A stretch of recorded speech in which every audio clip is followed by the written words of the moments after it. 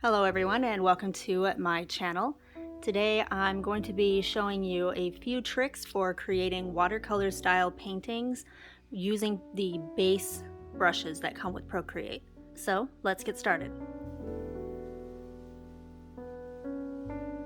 Okay, so first off, I mentioned that I'm going to be using just the brushes that come with Procreate, just the stock or standard brushes. I will say that this is not the way that I create most of my paintings now. I have purchased a couple of brush packs that I prefer to use because I like their textures and the way that they behave. I will link those in the description box below. This is not sponsored or partnered or anything like that. It's just the brushes that I actually use. But when I first started, I didn't have the means of purchasing brush packs, and so I understand if that's where you are now. So I wanted to show you some ways that you can do it just with the brushes that come with Procreate. And I apologize if you can hear a fan going on in the background. That is my space heater because it is really cold in this room. So let's get started. The very first thing, the thing that I consider to be the most important for creating any kind of traditional media or recreating any kind of traditional media via a digital format, is the paper texture. There are many ways to get free watercolor paper textures for Procreate. You can search for them on Pinterest, on DeviantArt. Many artists who use Procreate have free packs that you can download that are just paper textures, or you can even scan in some watercolor paper and bring that scan as an image into Procreate. So I'm going to add my favorite watercolor texture, which is just a cold press watercolor paper. I believe it is Strathmore. I actually scanned this in myself, but it was a long time ago, so I'm not 100% sure what the brand was. So I scanned it in and I resized it to the size of the canvas that I'm going to be using. And I am going to change the layer blend mode, and I'm going to change it to multiply. Now I do think that the gray color and the texture is a little tiny bit too much, so I usually lower the opacity to about 90%. Now this layer is going to be your topmost layer. Basically everything that you create is going to be done underneath this layer. So let's create a new layer and then move it below. Okay, so now the brushes that I think are the best for recreating a watercolor style include the sketching brushes that I use, the inking brushes that I use, and the painting brushes that I use. So I'm going to start with the sketch brush. And this brush is one that I actually use for almost every single painting that I do in Procreate even today. So if you go to sketching under the brushes tab, the very first option is peppermint, and that's the brush that I love the most for sketching. So I'm going to choose a graphite kind of color. And let me make sure that stabilization is off on this, because I actually don't think that it is. Turn it down at least. And I love peppermint because it mimics sort of the texture of just like a regular 2B pencil. And if you tilt your brush, you can use it for shading, or if you just use the tip of your brush, it will create finer lines. And it builds up. So if you create, well, you can't see when it's that small now, can you? So if you create a line and then you create other lines on top of it, it will usually start to build up the color. So I'm going to create some very light lines and then some other light lines, so you can see that it kind of starts to build up the color, which is good for shading. And also if you want to start your sketch off really light and then darken areas that you want to emphasize or create shadow out of. So I love the peppermint brush for that. And then another brush that's really good for sketching, if you decide that you want some lines to be bolder, is the 6B pencil. And this is pretty much acts exactly the way that it says. It acts like a 6B pencil, so it is considerably darker than the peppermint. Well, than peppermint, as you can see. It's almost like a ballpoint pen. But if you have lines that you want to stand out in your sketch, the 6B pencil is going to be the best way to go for that. So now on to the inking brushes, and that is going to be in the inking category under Procreate. And my favorite for inking the forms, or actually just adding ink to the illustration, is Tinderbox.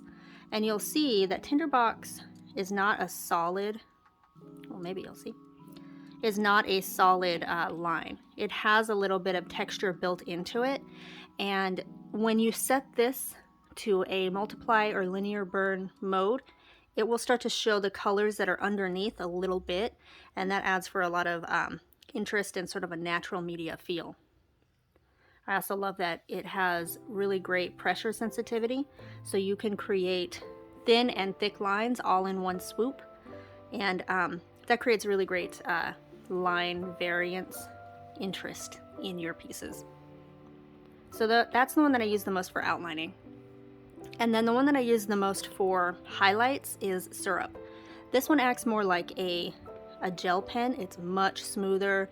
It doesn't really have the texture to it that will show the colors through it, but it is like a solid color. And then if you use like white or close to white, it creates really great highlights, kind of like a gel pen would.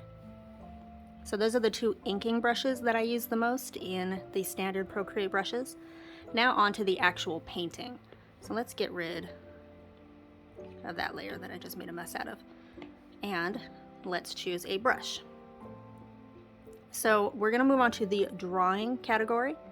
And out of all of these options, I really like the Marilla brush for laying down general colors. Let's choose a different color. Let's choose a blue. Marilla has some built-in texture to it.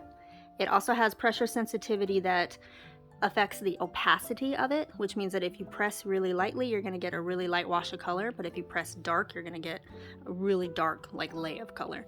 So in one motion, you can get light to medium to light, so you can get some built-in shading already. It also has, if you use it on a larger scale, you can see that it has a little bit of color variation to it. So some areas are like darker pigmented and some are lighter pigmented, and that recreates or replicates the way that watercolor actually looks on paper, especially after it's dried. You'll get little speckles of areas that are darker in pigment because of where the pigment has settled in the lines and ridges of the paper. So that is a really great feature that I think Marilla has. Another one for painting. Again, I use Marilla for laying down just light or general washes of color, and then for building up shadows and blending and things like that, I will move on to painting, and I will use the Tamar brush. So let's just use this little, let's make it a little bit bigger. Let's just use this little area that I've already started on, and let's change the color a tiny bit. Now this is using the Tamar brush. You can see that it kind of starts to blend in really, really well. It also has its own built-in sort of texture that looks very watercolory, and when it meets another color, it starts to get this hard-ish line, this rim that very closely replicates the way that watercolors look when they start to dry, because you get like this nice little rim of color right here that I personally like in the texture of watercolors. Tamar also usually operates on like a multiply blending mode unless you change the brush settings. So as you lay color on top of more color, it's going to get darker and darker and darker and darker and darker. And it also, if you're using different colors, creates a really nice color blending effect. The last one that I like to use for painting is under painting, and it's called gouache. Now gouache is much smoother than pretty much any of the other brushes that we've talked about this far, but it does have a side that's a little bit darker and a side that's a little bit lighter, and it's really, really good for smoothing and blending colors out. So if you flip back and forth between colors, you can start to blend. If you want a smoother blend between colors, you can do that with the gouache. And funny enough, there is a brush in here in Procreate that's called Watercolor, and I really don't like it for watercolor. I don't think that it replicates watercolor at all. At best, it replicates like wet oil brushes. So I'm actually not a big fan of that. But one other category of brushes that I like to use when I'm just doing the standard Procreate brushes is smudging brushes. Now with watercolor, the texture is very important if you want it to maintain that watercolor look. So you're not going to want to use blending too much, because what blending can do very quickly is smooth everything out to the point where there is almost no texture to it. So what I use for blending is in the water category, and it's either water bleed or wet sponge. So water bleed, let's start with that, is going to be a very smooth kind of blending. So it's something that you're going to want to use very sparingly. And usually what I'll do is use it on the edges to kind of erase really harsh edges or blend out really harsh edges. So that's what I usually use that tool for. But to blend colors, if I don't want to do the gouache method, because I will admit that that is sort of painstaking, going back and forth between the colors, I will sometimes use wet sponge. Now wet sponge, as you can see from the brush like snippet or the screenshot of it, has a little bit of texture to it. So it doesn't immediately get rid of all texture, especially if you use a very light hand. That's too large. So if you use a very light hand, you can blend colors together without completely getting rid of the built-in texture. So those are the brushes that I have used in the past and still use occasionally in my watercolor style paintings, and they are all standard with Procreate. The only thing that you might have to go out and find is the watercolor paper texture, which again is vital. So I do highly encourage that you go and find something to use, or just scan in your own. And the brushes that I use the most probably for my watercolor painting, again, are from 2 packs that I have purchased. So I'm going to go ahead and link those in the description box below if you decide you want to play around with those as well.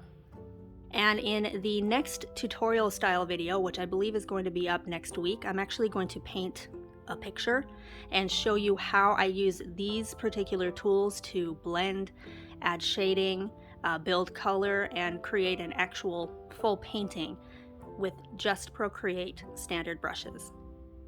Once that is done, I will of course link it to the end of this video, and I will see you then.